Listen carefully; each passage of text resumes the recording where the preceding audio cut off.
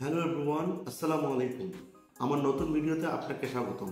আপনারা জানেন আমি শুরু করেছি একটি WordPress customisation related full course, যা ইউটিউবে আপনি পাবেন সম্পূর্ণ ফ্রিতে। আজকে আমি দেখাবো কিভাবে আপনি আপনার ওয়ার্ডপ্রেস ওয়েবসাইটে মিডিয়াগুলোকে আপলোড করবেন এবং সেই মিডিয়াগুলোকে ব্যবহার করবেন এবং কোন মিডিয়াগুলোকে কিভাবে ব্যবহার করতে হয় এলিমেন্টরের মাধ্যমে সেটি দেখাবো।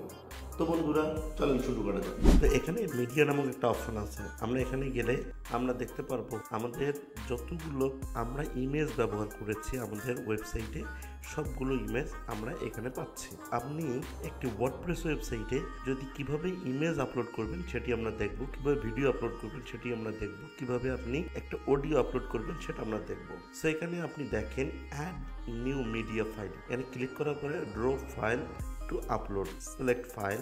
এখান থেকে আপনি ধরেন আপনার একটা ইমেজ দরকার, আপনি সুন্দর করে একটা ইমেজ ক্রিয়েট করে নিয়ে আসলেন। এটা হচ্ছে আমার একটা ইমেজ, আমি এই ইমেজটা নিয়ে আসলাম, এটা আমার ইমেজ দরকার, এটা আপলোড হয়ে গিয়েছে, এই যে আপলোড। তারপর আমার একটা ভিডিও ফাইল দরকার, ধরেন আমার একটা ভিডিও ফাইল দরকার, আমি ভিডিওস থেকে আমি একটা ভিডিও ফাইল নিয়ে আসলাম, ভিডিওটিও আপলোড হয়ে যাচ্ছে। আমার একটা অডিও ফাইল দরকার, আমি এখান থেকে সিলেক্ট ফাইল করব, এখান থেকে ধরেন ডাউনলোড, এখান থেকে আমি একটা অডিও ফাইল নিয়ে আসি। আর যে কোনো মিডিয়া এখান থেকে সিলেক্ট ফাইল করে আপলোড করে দিলে হয়ে যাচ্ছে। কিন্তু এগুলোর ব্যবহার আমরা কিভাবে করব সেটি আমরা এখন দেখব।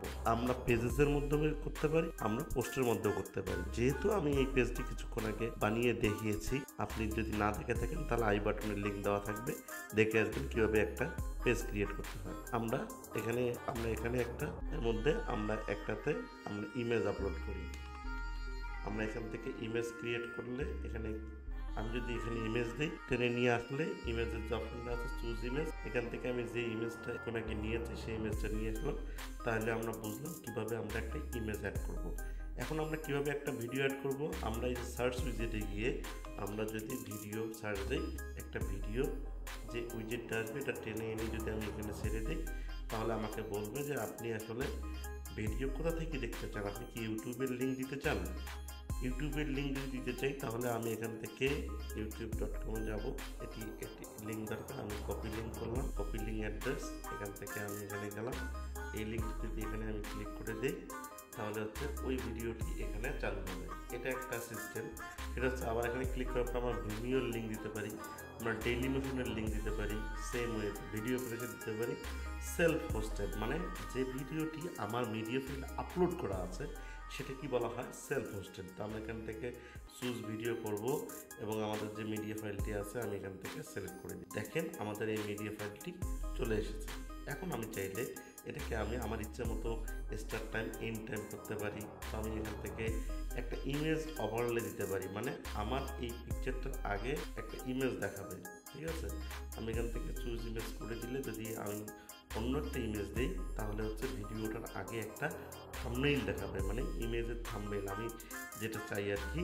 ধরেন আমি এইটা চাই থাম্বনেইল হিসেবে, আমি এখানে সিলেক্ট করে দিলাম। দেখেন ভিডিওটির আগে দেখাবে এই ভিডিওটি, এখানে ক্লিক করলেই কিন্তু ভিডিওটি চালু হয়ে যাবে, ঠিক আছে। আমরা বুঝতে পারছি কিভাবে আমরা একটি ভিডিও ফাইল আমরা এখানে লিখে দেই, আমরা কি ফাইলকে লিখে দিলাম। এটা হচ্ছে কি একটা ইমেজ ফাইল কিভাবে আপলোড করলাম। আমরা এখান থেকে আরও একটা টাইটেল নিয়ে নিই, তাহলে আমরা বুঝবো এখন।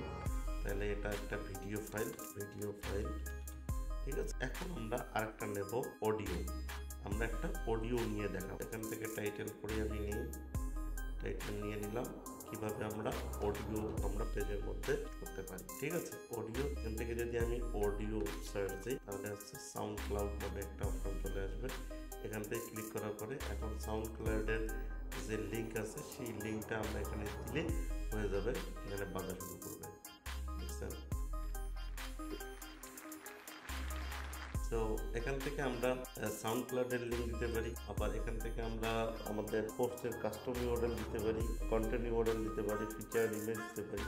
তো আমরা দেখি আমাদের সেলফ হোস্টেড ভিডিও দেওয়ার কোনো সিস্টেম আছে কি নাই, আমরা এভাবে দিতে পারি। এবং আরও অনেক আমরা নতুন একটা প্লাগইন ইনস্টল করে আমরা অডিও দিতে পারি। তো আমি এর নেক্সট কোনো ভিডিওতে অডিও কীভাবে দিতে হয় সেটা আমি দেখি। তো এই ভিডিওটি যদি আপনার ভালো লেগে থাকে তাহলে অবশ্যই একটু লাইক করবেন, আর যদি ভিডিওটি আমার নিয়মিত পেতে চান এই কোর্সটি সম্পূর্ণ ফ্রিতে, তাহলে অবশ্যই সাবস্ক্রাইব এবং বেল আইকনটিতে ক্লিক করে রাখবেন।